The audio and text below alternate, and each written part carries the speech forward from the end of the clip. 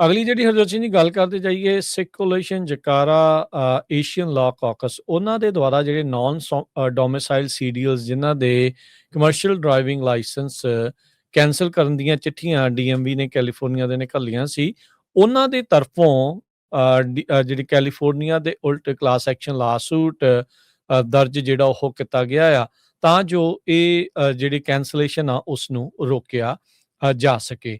ਸੋ California ਦੇ ਉਲਟ ਇਹ ਜਿਹੜਾ ਲਾਸੂਟ ਹੁਣ ਦਰਜ ਕਰ ਦਿੱਤਾ ਗਿਆ ਆ। ਸੋ ਅੱਜ ਨੈਨਦੀਪ ਸਿੰਘ ਹੁਣਾਂ ਦੇ ਨਾਲ ਵੀ ਗੱਲਬਾਤ ਹੋਈ ਸੀ, ਉਹ ਵੀ ਆਪਣੇ ਜਿਹੜੇ ਦਰਸ਼ਕਾਂ ਨੇ ਖਾਸ ਕਰਕੇ ਜਿਹੜੇ YouTube Facebook ਦੇ ਉੱਤੇ ਆ ਉਹਨਾਂ ਨੇ ਉਸ ਨੂੰ ਸੁਣਿਆ ਹੋਣਾ ਆ। ਸੋ 6 ਜਨਵਰੀ ਤਕਰੀਬਨ ਲਾਸਟ ਡੇਟ ਸੀਗੀ, 2 ਮਹੀਨੇ ਦਾ ਵਕਤ, 60 ਦਿਨ ਦਾ ਜਿਹੜਾ ਵਕਤ ਆ ਉਹ ਕਰੀਬ ਆ ਰਿਹਾ ਸੀਗਾ। ਸੋ ਕਾਉਂਟੀ ਆਫ ਐਲਾਮੀਡਾ ਦੇ ਵਿੱਚ ਉਸਦੇ ਸੁਪੀਰੀਅਰ ਕੋਰਟ ਦੇ ਵਿੱਚ ਇਹ ਕੈਲੀਫੋਰਨੀਆ ਦੇ ਉਲਟ ਲਾਸੂਟ ਦਰਜ ਕੀਤਾ ਗਿਆ ਆ।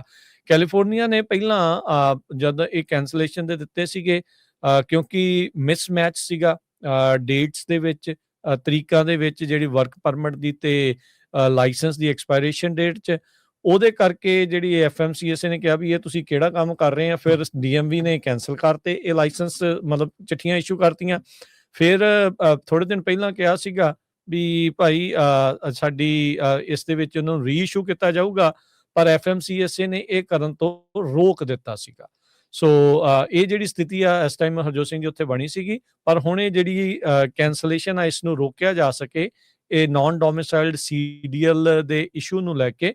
ਇਸ ਦੇ ਲਈ ਜਿਹੜੀ ਅਮਰੀਕਨ ਏਸ਼ੀਅਨ ਲਾ ਕਾਕਸ ਸਿੱਖ ਕੋਲੀਸ਼ਨ ਜਕਾਰਾ ਵਾਲਿਆਂ ਨੇ ਮਿਲ ਕੇ ਇੱਕ ਹੋਰ ਵੱਡੀ ਲਾ ਫਰਮ ਦੇ ਨਾਲ ਮਿਲ ਕੇ ਇਹਨਾਂ ਦੇ ਉਲਟ ਕਲਾਸ ਐਕਸ਼ਨ ਲਾਸੂਟ ਦਰਜ ਕੀਤਾ ਜਿਹੜਾ ਉਹ ਹੈਗਾ ਆ। ਸੋ ਹੁਣ ਦੇਖਦੇ ਹਾਂ ਵੀ ਐਲਾਮੀਡਾ ਦਾ ਅਦਾਲਤ ਆ ਇਸ ਦੇ ਉੱਤੇ ਕੀ ਫੈਸਲਾ ਜਿਹੜਾ ਹਰਜੋਤ ਸਿੰਘ ਜੀ ਲੈਂਦਾ ਆ।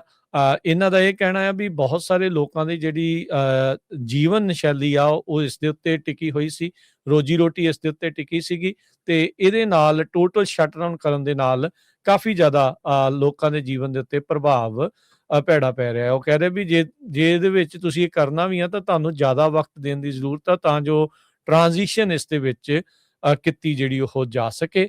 ਸੋ ਹੁਣ ਦੇਖੋ ਅੱਗੇ ਕੀ ਬਣਦਾ ਆ। ਆਲਰੇਡੀ ਜਿਹੜੇ ਇੱਕ ਪਹਿਲਾ ਲਾਸੂਟ ਹਰਜੋਤ ਸਿੰਘ ਜੀ FMCSA ਦੀਆਂ ਜਿਹੜੀਆਂ ਨਵੇਂ ਰੂਲ ਮੇਕਿੰਗ ਆ ਉਸ ਦੇ ਉੱਤੇ ਕੀਤਾ ਗਿਆ ਸੀ, ਉਦੋਂ ਵੀ ਅਪੀਲ ਕੋਰਟ ਨੇ ਉਹ ਰੂਲ ਮੇਕਿੰਗ ਨੂੰ ਅੰਡਰ ਰਿਵਿਊ ਜਿਹੜਾ ਉਹ ਕਰ ਦਿੱਤਾ ਸੀ, ਕਿਹਾ ਸੀਗਾ ਵੀ ਤੁਸੀਂ ਲਾਗੂ ਇਸ ਨੂੰ ਨਾ ਕਰੋ। ਪਰ ਫਿਰ ਵੀ ਆਪਾਂ ਦੇਖ ਰਹੇ ਸੀ ਵੀ ਹੋਰ ਸੂਬਿਆਂ ਦੇ ਵਿੱਚ ਉਹ ਜਿਹੜੀ ਨਵੀਂ ਰੂਲ ਮੇਕਿੰਗ ਆ ਨਾਨ ਡੋਮਿਸਾਈਲਡ ਨੂੰ ਲੈ ਕੇ ਉਸ ਨੂੰ ਲਾਗੂ ਕੀਤਾ ਜਾ ਰਿਹਾ ਸੀਗਾ।